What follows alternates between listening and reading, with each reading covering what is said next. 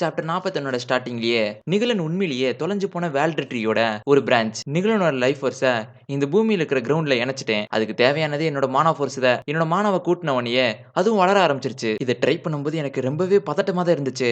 Even அதனால தான் நான் என்னோட ஆர்டிஃபிஷியல் ஃபிளாஷ்பேக்க கூட யூஸ் பண்ணேன். அந்த எல்டரும் அழுதுகிட்டே, "நீங்க யாரு உண்மையிலேயே? எங்க காடஸ் எல்டி அனுப்புன ஒரு சேவியரா நீங்க?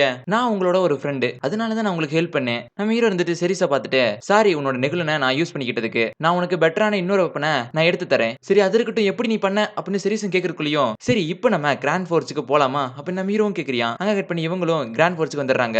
செலன் வந்துட்டு, "எங்க போனீங்க?" அப்படின்னு கேட்கும்போது நம்ம ஹீரோ வந்துட்டு டாபிக்க மாத்துற மாதிரி, "வாவ் செலன் உன்னோட மசில்லாம் கொஞ்சம் நல்லா வளர்ந்துருச்சே." அத செலனும் பெருமையா எடுத்துக்கிட்டு, "ஓ அப்படியா? நீங்க ரொம்பவே சீக்கிரமா வந்துட்டீங்க. இன்னும் கொஞ்ச நாள் கழிச்சு வந்திருந்தீங்கன்னா நான் ரொம்பவே மஸ்குலரா இருப்பேன். இவ ரொம்பவே சிம்பிளா இருக்கா. இவ பேச்ச ஈஸியா மாத்திரலாம்." அங்க இருக்கிற டார்ஃப்லாம் நம்ம ஹீரோவ பார்த்து, "மாஸ்டர் நீங்க வந்துட்டீங்களா? இங்கிருந்து நீங்க போகும்போது நீங்க சொல்லிக் கொடுத்தத நாங்க நல்லாவே பிராக்டிஸ் பண்ணி கத்துக்கிட்டோம். ஓ அதுல நீங்க நல்லாவே ப்ராக்ரஸ் ஆயிட்டீங்க போல." அப்படி நம்ம ஹீரோ கேட்கும்போது அவங்களும் மேஜிக் யூஸ் பண்ணி காட்டுறாங்க. "அமேசிங் சூப்பரா பண்றீங்க. கிராண்ட் ஃபோர்ஜ்ல ஒரு நியூ சோல்ஜரை நான் உருவாக்க ஆரம்பிச்சிட்டேன். அவங்க தான் மேஜிக் சோல்ஜர். டுவார்ஃப்ல மேஜிக் யூஸ் பண்றவங்க ரொம்பவே அரிதுத. அதோட இந்த இடத்துல அவங்க இல்லவே இல்ல. அதனால இங்க இருக்கிறதுலே திறமைசாலியை நான் கண்டுபிடிச்சு அவங்களுக்கு இந்த மேஜிக்கை கத்து கொடுத்தேன்." நம்ம ஹீரோ வந்துட்டு, "இதோட ஃபண்டமெண்டலா நான் புக்ல எழுதி வச்சிருக்கேன். அதை நீங்க படிச்சீங்கன்னா இதை பத்தி கத்துக்கலாம்." அப்படின்னு சொல்லும்போது அவங்களும் தேங்க்ஸ் மாஸ்டர் அப்படின்னு சொல்றாங்க. ரஸ் வந்துட்டு, "மாஸ்டர் நீங்க திரும்பி வந்துட்டீங்களா?" அப்படின்னு அவனும் கேக்குறியான். ரஸ் நீயும் கொஞ்சம் விஷயத்தை கத்துருப்பேன்னு நினைக்கிறேன் அப்படின்னு சொல்லும்போது, நானும் கொஞ்சம் கத்துக்கிட்டேன்." ரஸ் இருந்துட்டு நம்ம ஹீரோ ஒரு மாதிரி பார்த்துட்டு, "எனக்கு அப்ப பார்க்கும்போது தெரியல மாஸ்டர். இப்பதான் நான் உங்களை கிளியரா பார்க்க முடியுது. என்ன சொல்ற?" அப்படின்னு நம்ம ஹீரோ கேட்கும்போது,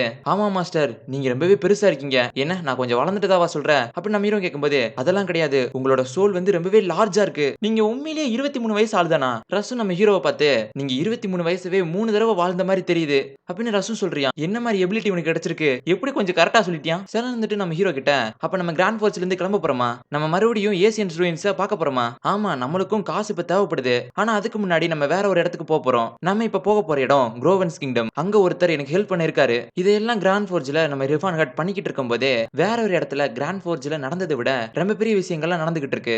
கிரிம் கிங்டத்தோட நார்த்தன் பிளேஸ்ல அங்க ஒரு 2 பேரும், "நீங்க இன்னும் ஸ்ட்ராங்கரா இந்த ஃபயரை யூஸ் பண்ணக்கூடாதா?" அப்படின்னு கேட்கும்போது, "நம்ம இன்னும் நிறைய தூரம் போக வேண்டியது இருக்கு. என்னோட மானாவ ஃபுல்லா நான் இங்கேயே வேஸ்ட் பண்ண முடியாது. ஆனா அந்த சர்க்கானா ரூல்ஸ்ல இருந்து நம்ம நிறைய விஷயத்தை கண்டுபிடிச்சு எடுத்திருக்கோம். மிச்ச எல்லா இடத்துல இருந்தும் கிடைச்சதை விட அந்த இடத்துல நமக்கு நிறையவே கிடைச்சிருக்கு. அதோட இந்த புக்கும் கிடைச்சிருக்கு. இந்த புக்ல ஏசியன் ரூயின்ஸ பத்தி நமக்கு தெரியாத விஷயங்கள் நிறைய இருக்கு." அவரும் மனசுக்குள்ளேயே, "ஆனா இது ரொம்பவே பழைய லாங்குவேஜ் இருக்கறனால என்னால டீகோட் பண்ண முடியல. ஆனா என்னால கொஞ்சம் கொஞ்சம் புரிஞ்சுக்க முடியுது. இத வச்சுக்கிட்டு சில்வரேஜையும் சில்வரேஜோட மக்களையும் பத்தி நம்ம தெரிஞ்சுக்கலாம்." அப்படின்னு சொல்லிக்கிட்டு இருக்கும்போது பக்கத்துலயே ஒரு சத்தம் கேக்குது. என்னடான்னு பார்த்தா டெஸ்ட்ல இருந்து அங்க வந்திருக்கான். "இவங்க எல்லாம் என்ன பேண்டின்ஸா? டெஸ்ட்லனோ இவங்க எல்லாத்தையும் கொல்லுங்க." அப்படின்னு சொல்றியான். அவங்களும் கண்ணு முன்னு தெரியாம எல்லாத்தையும் கொன்னுகிட்டு இருக்கானுங்க. அங்க இப்ப பேசிக்க இந்த ஒருத்தவனும், "உங்களுக்குலாம் இந்த ரிலீக்லாம் வேணும்னா எடுத்துட்டு போங்க. நாங்க ஒண்ணும் சொல்ல மாட்டோம். எங்களோட உயிரை விட்டுருங்க. Sorry majors. நாங்க வந்தது ரிலீக்ஸ்காண்டி கிடையாது. உங்களுக்காண்டி தான்." அப்படின்னு டெஸ்லன் சொல்றியான். அப்படி சொல்லிட்டு அவனையும் கொன்றுறியான். டெஸ்லன், "இவங்களெல்லாம் கொல்றது நெசசரி தானா? இது சேஜ் ஆஃப் சில்வரோட ஆர்டர். அவங்க திறக்க கூடாத ஒரு கதவை அவங்க திறந்துட்டாங்க. இது யாருக்கும் தெரியக்கூடாத ஒரு ஹிஸ்டரி. இது ஹியூமனிட்டி கண்டே பிடிக்க கூடாது." அந்த டெஸ்லன் கூட இருக்கிற பொண்ணும், "நான் சேஜ் ஆஃப் சில்வர் பத்தி கேள்விப்பட்டிருக்கேன். அவங்க ஹியூமனிட்டியோட கார்டியன் தான். ஆனா இவங்கள எந்த தப்புமே பண்ணலையே. இவங்கள எதுக்கு கொன்னோம்?" அதுக்கு டெஸ்லனும், "இந்த ஹியூமனிட்டிக்காண்டி இது ஒரு சின்ன சாக்ரிஃபைஸ்." அப்படின்னு சொல்றியான். ஸ்டெஃபான், "அந்த பெர்சர்க்கர் ஆர்மர் எப்படி இருக்கு?" அப்படின்னு கேட்கும்போது அவனும், "இதுக்கு முன்னாடி நான் யூஸ் பண்ண எதையும் விட இது ரொம்பவே சூப்பரா இருக்கு. இதுக்கு நான் இன்னி பழகணும். இத பழகிட்டேன்னா அந்த அரகன்ட்டான ஆரா யூசர் என் முன்னாடி வந்தா கூட ஈஸியா அவன தோக்கடிச்சிருவேன். நீ மட்டும் தான் எங்க பழி வாங்கணும்னு இல்ல." அப்படின்னு யூசர்ஸும் சொல்றியான். "இந்த ரிலீக்லாம் என்ன பண்ண?" அப்படின்னு கேட்கும்போது, "தேவைப்படுறதெல்லாம் எடுத்துட்டு மிச்சதெல்லாம் வித்தர வேண்டியத. அதுக்கு முன்னாடி சேஜ் ஆஃப் சில்வருக்கு இதெல்லாம் இன்ஃபார்ம் பண்ணணும்." டெஸ்லனும், "சில்வர் ஏஜ் ரூயின்ஸ்ல எக்கச்சக்க ரிலீக் இருக்கு. அது ரொம்பவே டேஞ்சரஸான ரிலீக். நம்பவே இருக்கலாம். அத பத்தி தெரிஞ்ச ஆள் நமக்கு ஒருத்தர் தேவை." யூசர்ஸும் ஒரு ஹீட் ஆகிற பெண்டன்ட் எடுத்து வச்சு, "இது கொஞ்சம் நல்லா இருக்கு. ஏன்னா இந்த மாதிரி குளிர் பிரதேசத்துல இது நமக்கு யூஸ்ஃபுல்லாவே இருக்கும்." டெஸ்லனும் உன்னை பத்தி சாக்காகிறியான். என்னன்னு பார்த்தா யுலிசியஸ் வாய்ஸ் இங்க ஒண்ணு இருக்கு. ஹியூமனிட்டிக்கு இது என்னன்னே தெரியாது. ஆனா இது ஒரு சாதாரண ரிலீக்கா இருக்காது. ஏன்னா டீமன் கிங்கே இதை தேடி இருக்கான். எனக்கு இது 2 இருக்குன்னு தெரியாம போச்சே. ஏன் சேஜ் ஆஃப் சில்வர்ல இருக்கிறவங்க ஹியூமனிட்டிக்கு இந்த ரகசியம் எல்லாம் தெரியக்கூடாதுன்னு நினைக்கிறாங்க?" அப்படின்னு டெஸ்லன் கூட இருந்த பொண்ணு கேட்கும்போது, "எனக்கு அதை பத்தி கியூரியஸ்லாம் இல்ல. அது ஒன்லி சேஜ் ஆஃப் சில்வருக்கு மட்டும் தான் தெரியும்." அப்படின்னு டெஸ்லன் சொல்றியான். அங்க கட் பண்ணி மிக்கலனும், "என்ன வேணும் உனக்கு? எதை பத்தி உனக்கு தெரிஞ்சுக்கணும்?" "எங்கள் எல்லாமே ரிவான பத்தின எல்லாமே எனக்கு தெரிஞ்சுக்கணும். என்ன ஃபர்ஸ்ட் அவன் பார்த்ததுல இருந்தே என்ன தெரிஞ்சவ மாதிரியே நடந்துகிட்டு இருந்தியான். அதோட அவன் பார்க்கிற விதம், அவன் பேசுற விதம், அது எதுவுமே ஒரு ஸ்ட்ரேஞ்சர் கிட்ட பண்ற மாதிரி தெரியல. அதோட நானே மறந்து போன என்னோட பேரை கூட அவனுக்கு தெரிஞ்சிருக்கு. இது எல்லாம் எப்படி பாசிபிள்?" அப்படின்னு செரிசிங் கேட்கும்போது, அவன் இதை சொன்னா உனக்கு புரியாதுன்னு பயப்படுறியான். "என்ன?" அப்படின்னு செரிசிங் கேட்கிறா. "நான் உங்ககிட்ட ஒரு கொஸ்டின் கேட்கிறேன். அதுக்கடுத்து உனக்கு அட்வைஸ் பண்றேன். நீ அவனை ட்ரஸ்ட் பண்றியா? ஈவன் ரிஃபான் ஹாட்ட நீங்க வந்து இந்த பூமியில இறங்கின ஒரு கடவுள்னு சொன்னாலும் நான் அதை நம்புவேன்." அப்படின்னு செரிசும் சொல்றா. "நான் அதை பத்தி கேட்கல.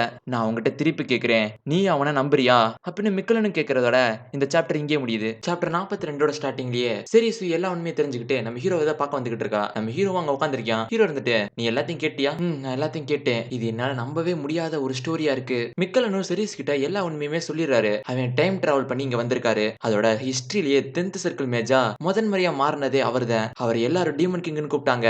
ஆனா அவரோட ஆசைக்காக அவர் போராடிக்கிட்டே இருந்தாரு. கடைசியில இறந்து போய் மறுபடியும் அந்த ஆசைக்காண்டி போராட டைம் டிராவல் பண்ணி வந்திருக்காரு. சிரிஸ் வெலன்சியா இவ எல்ஃபோட லீடர். அதோட எல்லா மேஜிக்கையும் இவரால யூஸ் பண்ண முடியும். 8th சர்க்கிள் மேஜாவும் ஆல் எலிமெண்ட்டை யூஸ் பண்ற ஒரு ஸ்பிரிட்டாவே இருந்தா. அதோட எல்லா ரேஸுக்கும் தெரிஞ்ச ஒரு காடஸாவும் இருந்தா. அதுக்கு அடுத்து இன்னொரு விஷயம், அவதான் ரிஃபானாட்டோட லவர். சரிசும் உங்களோட ஃபாஸ்ட் லைஃப்ல இருந்த லவர் மாதிரி தான் நீ பாக்குறீங்க. அதனாலதான் நீ இப்படி பாத்துக்கிட்டீங்க. இப்பதான் எனக்கு எல்லாமே புரியுது. சரி அப்பனா நீ மன்னிச்சிட்டியா?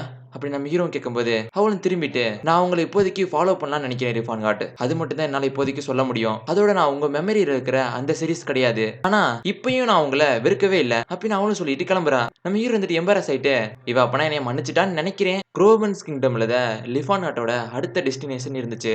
எல்லா இடத்தையும் விட இந்த கிங்டம்ல தானியங்கள் அதிகமாவே வளரும். அதோட இருக்கிற கிங்டத்தை விட இது ரொம்பவே பவர்ஃபுல்லான ஒரு கிங்டம். கிங் கோட்ரனுக்கு ஒரே ஒரு பையன் இருந்தான். அவன் பேரு டெலியன். அவன் அடுத்து கிங் ஆகுறதுல எந்த பிரச்சனையுமே இல்ல. ஆனா விஷயங்கள் அப்படி போகல. கோட்ரன் 1 இறந்த பிறகு டெஸ்டன் கொஞ்ச நேரத்திலேயே ஒரு மிஸ்டீரியஸ் வைரஸால அவனும் இறந்துட்டியான். இது உள்ள இருந்த நோபல்ஸுக்கு ரொம்பவே பெரிய அச்சுறுத்தலை ஏற்படுத்துச்சு. கிங்கோட பொசிஷன் இல்லாதனால எல்லா நோபல்ஸோட கருத்தும் பிரிஞ்சுக்கிட்டே வந்துச்சு. ஆனா சீக்கிரமா 2 கேண்டிடேட் வந்து இந்த ராஜ்யத்தவே 2ஆ பிரிச்சாங்க. அங்கேயும் வார் நடந்துகிட்டு இருக்க மாதிரி காட்டுறாங்க. அங்க இருக்கிற நைட்ஸும் நம்மளோட லார்ட் கார்சஸ் பேரை சொல்லி அந்த அழுக்கு பிடிச்சவங்கள கொல்லுங்க. ஒன் அண்ட் ஒன்லி ஒரே லார்டு தான் நமக்கு இருக்காரு. அவர் பேரு லார்ட் கார்சஸ். ஆப்பனன்ட் சைடுல இருக்கிறவங்களும் இப்படி பேசுறவங்க வாய் எல்லாத்தையும் நாங்க வெட்ட போறோம். உண்மையான கிங்கோட பிளட் லைன்ல வந்தது யாரும் தெரியாம பேசிக்கிட்டு இருக்காதீங்க. மிச்சவங்கலாம் கொல்லுங்க. ஆப்பனன்ட் வாரியர்ஸ் சொல்லிக்கிட்டு இருக்கானுங்க. வெறும் 18 வயசான செகண்ட் பிரின்ஸ் யூபில் ரென் குரோபன்ஸ். இவர் என்னதான் செகண்ட் பிரின்ஸா இருந்தாலுமே இவர் ஒரு காங்குபெயினோட சன்னு காரணத்தினால இவரோட செகண்ட் பிரின்ஸ் பதவி கொஞ்சம் கரப்பட்டு தான் இருக்கு. இவங்களை எதிர்த்து போர் பண்றது டியூக் பெர்னாண்டோவோட ஹையர் ஸ்கார்சஸ். இவர் என்னதான் கோத்ரனோட டைரக்ட் சன்னா இல்லைனாலும் இவரோட பிளட் லைன் ராயல் பிளட் லைனோட கலந்துதான் இருக்கு. குரோபன்ஸ் கிங்டம்ல கரண்ட்லியா அரியனிக்காக சிவில் வார் இப்ப போயிட்டு இருக்கு. கார்சஸ் அவனோட 28 வயசுலயே அவனோட மார்ஷியல் பவர் வச்சு அவன் ஒரு கிரேட் நைட்னா மாறினியான். அதனாலேயே அவனோட சபார்டினேட் அவனை ஃபாலோ பண்ண ஆரம்பிச்சாங்க. ஆனா யோவல் பக்கம் பார்த்தோம்னா அவன் டிஃபரெண்டா வேற ஒனுக்கு ஃபேமஸ். ஏன்னா அவன் அப்பாவோட பெருமையை தவிர அவன்கிட்ட வேற ஒண்ணுமே இல்ல. அவன் சுதந்திரமா திரியற ஒரு ஒர்த்லெஸ் பர்சன். த்ரோனோட சீட் காலியாகி 6 வருஷம் ஆயிடுச்சு. இந்த சிவில் வார் பீக்கு எட்டிருச்சு. இங்கேயும் ஒருத்தவன் இனி இது எவ்வளவு நாள் போகும்னு எனக்கு தெரியல. இத்தனை வருஷத்துல இல்லாத பஞ்சம் இந்த வருஷம் மட்டும் எதுக்கு வந்துச்சுன்னு தெரியல. லெடன்டிஸோட பிளெஸிங் எங்க போச்சு? அவனும் யாரா என்னை கிங்காக்க சொன்னது? எனக்கு இதெல்லாம் ஆசையே கிடையாது. ஆனா எல்லாருமே என்னைய புஷ் பண்ணிக்கிட்டே இருக்காங்க. இப்ப பாருங்க அதனால எவ்வளவு பெரிய பிரச்சனை ஆயிட்டு இருக்குன்னு. பின்னாடி இன்னொருத்தவளும் யோஃபல் உனக்கு கிங் ஆகுறது அவ்வளவு வெறுப்பாவா இருக்கு.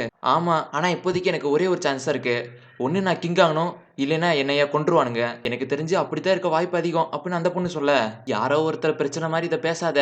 ஏன்னா நான் மட்டும் இதுல தோத்துட்டேன்னு நீ தான் அடுத்து இந்த லைன்ல வருவ. அதுக்கு இந்த பினியாவும் தெரியுது இந்த மாதிரி ஒரு பையனை நான் எப்படி காதலிச்சேன்னு எனக்கே தெரியல. அதுக்கு யூஃபுல்லும் சாரி இந்த மாதிரி பையனா இருக்கிறதுக்கு. பட் இப்போதைக்கு நம்ம சேஃபா தான் இருக்கோம். ஏன்னா சாப்பாடு இருக்கிற வரைக்கும் அவங்க சண்டை போட்டுட்டே தான் இருப்பாங்க. சாப்பாடு தீர்ந்தாத்த அவங்க சண்டையை நிறுத்துவாங்க. அப்படின்னா இந்த சண்டையும் என்னோட கதையும் இந்த சாப்பாடுல தான் முடிவு போகுது நீ சொல்றியா? அப்ப நீயும் யூஃபஸும் சொல்றியா? அப்படின்னா நம்ம இங்க இருந்து ஓடி போயிருவோம் அப்படின்னு ஃபினியாவும் சொல்றா. என்ன லவ்வர்ஸ் நம்ம 2 பேரும் ஓடி போயிருதா? அப்படி சொன்னா அது கொஞ்சம் வேற மாதிரி இருக்கும். ஏன்னா அதுக்கு ரொம்பவே தாமதம் ஆயிருச்சு. நம்ம 2 பேரும் இந்த நாட்டை விட்டு நம்மளோட ஐடென்டிட்டியை மறைச்சுக்கிட்டு இங்கிருந்து ஓடி போயிருவோம். ஃபினியா நான் ரொம்பவே லேசியான ஆளு. என்னை அப்படிதான் வளர்த்திருக்காங்க அப்படின்னு சொல்லும்போது என்னைய ரஃபான இடத்துல தான் வளர்த்திருக்காங்க. நான் உங்களை பாத்துக்கிறேன். நான் ஒரு பையன் ஒரு பொண்ணை நம்பி இருக்கிறது எனக்கு கொஞ்சம் அவமானமா இருக்கு. அதுக்கு எதுக்கு அவமானப்படுறீங்க? ஸ்லேவ் எப்பயுமே மாஸ்டருக்கு காசு சம்பாரிச்சு கொடுக்குற வேலை தானே. யார் இங்க ஸ்லேவ்? நான் உங்களோட ஸ்லேவ் தான். நீங்க என்னதான் சொன்னாலும் இந்த உலகம் அப்படித்தான் பார்க்கும். நீங்க கிங்கா இருந்தாலும் இல்லைனாலும் நான் உங்களோட ஸ்லேவ் தான். பீனா நான் அப்படி பார்க்கல. நம்ம எங்க போனாலும் நம்மள லவரா பார்க்க மாட்டாங்க அப்படின்னு சொல்லிட்டு அவனுங்களும் கொஞ்சிக்கிட்டு இருக்கானுங்க. பின்னாடி இருந்து ஒரு சவுண்ட் வருது. நீங்க 2 பேரும் நல்லாவே என்ஜாய் பண்றீங்க போல அப்படின்னு சொன்ன அடுத்த செகண்ட் பீனா இருந்துட்டு ஒரு ஆக்ஸ் எடுத்துக்கிட்டு போய் அட்டாக் பண்ற மாதிரி போறா. யார் நீ? உன்னோட முகத்தை நீ காட்டு. என் பேரு ரிஃபான் காட். நான் ஒரு மேஜ். ஃபியூச்சர்ல இந்த கிங்டமோட கிங்கா மாற போறவருக்கு நான் என்னோட பலத்தை கொடுக்கலான்னு இருக்கேன். என்ன நீ ஏன் கூட ஜாயின் ஆக போறியா அப்படின்னு யூஃபுல்லும் கேக்குறியா. ஃபீனாவா நம்ம ஹீரோ சொன்னதை கேட்டுட்டு இவன் ஒன்னும் போய் சொல்லல அப்படின்னு சொல்றா. வாய்ஸ் ஆஃப் ட்ரூத்தை கேட்கிற பவர் இருக்கு. அதனால இவன் போய் சொல்லியிருந்தேன்னா மாட்டிருப்பியான். உன்னோட பாடியை பார்த்தா ரொம்பவே பிக்கரா இருக்கு. நீ என்ன பேட்டில் மேஜா அப்படின்னு அவனு கேட்கும்போது நம்ம ஹீரோ வந்துட்டு ஒரு வகையில சொன்னா அப்படிதான் சொல்லலாம். சரி நான் இதுக்குதான் ரொம்பவே லைட்டான ரோஃபை போட்டு வந்தேன். இருந்தாலும் இவன் கண்டுபிடிச்சிட்டியான். சரி நீ எங்களுக்கு ஹெல்ப் பண்ண தான் வந்திருக்கேன்னு சொல்ற. ஆமா மை லார்ட் அப்படின்னு நம்ம ஹீரோ சொல்லும்போது, கொஞ்ச நேரத்துக்கு முன்னாடி ஏதோ நீங்க 2 பேரும் சந்தோஷமா இருக்கீங்க அப்படின்னு சொன்ன மாரி கேட்டுச்சு. அது சும்மா சொன்னேன். நீங்க தப்பா கேட்டுருப்பீங்க. இவன் பொய் சொல்றான் மை லார்ட் அப்படின்னு டார்ஃபும் சொல்லிடுறான். சரி, சரி விடுங்க, விடுங்க. எங்கள அப்படி பார்த்தா எல்லாருமே அப்படிதான் சொல்லுவாங்க. சை இந்த டார்ஃப் வேற இருக்கு. இது இருந்தாலே ஒரு லை டிடெக்டர் மாரி தான். இவன் நான் என்ன பொய் சொன்னாலும் நான் பொய் சொல்றேன்னு சொல்லிருவா. நான் உங்கள கிரிட்டிசைஸ் பண்ணல. என்னோட லவ்வரும் ஒரு எல்ஃப் தான். ஆ அப்படின்னு அவங்களும் பார்க்கும்போது, ஆமா லார்ட். இவ பொய் சொல்லல. அப்படின்னு பினியாவும் சொல்றான். ஏன்டா இப்படி பார்க்குறீங்க? அப்படின்னு நம்ம ஹீரோவும் கேட்கும்போது, அதெல்லாம் கிடையாது. என்னைய மாரியே ஒரு வியர்டான பெர்சன் இந்த உலகத்துல இருக்க தான் செய்றாங்க. யூஃபஸும் சரி எனக்கு ஹெல்ப் பண்றேன்னு தானே சொன்னேன். எந்த மாரி ஹெல்ப் எனக்கு பண்ண போற? 1,00,000 கோல்டு காயினுக்கு இணையான ப்ரொவிஷன்ஸ உங்களுக்கு குடுத்தா அது உங்களுக்கு போதுமா? என்ன 1,00,000 கோல்டு காயின்ஸா? அது இந்த கிங்டத்துக்கு 1 வருஷத்துக்கு போதுமான செலவு. அதோட 6 மாசத்துக்கு இங்க இருக்கிற மக்களுக்கு நம்ம சாப்பாடு குடுக்க முடியும். மிச்சமும் அதுல இருக்கும். ஆனா இது ரொம்பவே சஸ்பீசியஸா இருக்கு. இவன் பண்ற ஆஃபர். உங்களுக்கு கீழ எத்தன ஆராய்வசர் இருக்காங்க? மை லார்ட் அப்படின்னு நம்ம ஹீரோவும் கேட்கும்போது, ஒருத்தங்க கூட கிடையாது. அப்படின்னா 6 ஆராய்வசர் உங்களுக்கு கீழ இருந்தா அது ரொம்பவே நல்ல ஹெல்ப்பா தானே இருக்கும். இந்த என்டையர் கிங்டம்லயே 5 ஆராய்வசர் தான் இருக்காங்க. இந்த மேஜிக்கு கீழ 6 ஆராய்வசர் இருக்காங்களா? சரி இதுக்கான பிரைஸா நீ என்ன கேட்கிற? நீங்க ஃபர்ஸ்ட் கிங்கா மாறணும். அதுக்கடுத்து உங்களோட கிங்டத்துல இருந்து எனக்கு கொஞ்சம் இடத்த தரணும். என்ன அவ்வளவுதானா? அப்படின்னு அவனும் கேட்கும்போது, ஆமா. அந்த இடத்துல உங்க சட்டத்தோட எந்த ஆதிக்கமும் இருக்கக்கூடாது. அது ஒரு பீஸ்ஃபுல்லான நாடா இருக்கணும். நான் என்ன நினைக்கிறேன்னா, எல்ஃப்ஸ், டுவார்ஃப்ஸ், ஆர்க்ஸ் எல்லாருமே ஃப்ரீயா வாழணும். அப்படின்னு நம்ம ஹீரோ சொல்றதோட இந்த சாப்டர் இங்கேயே முடியுது.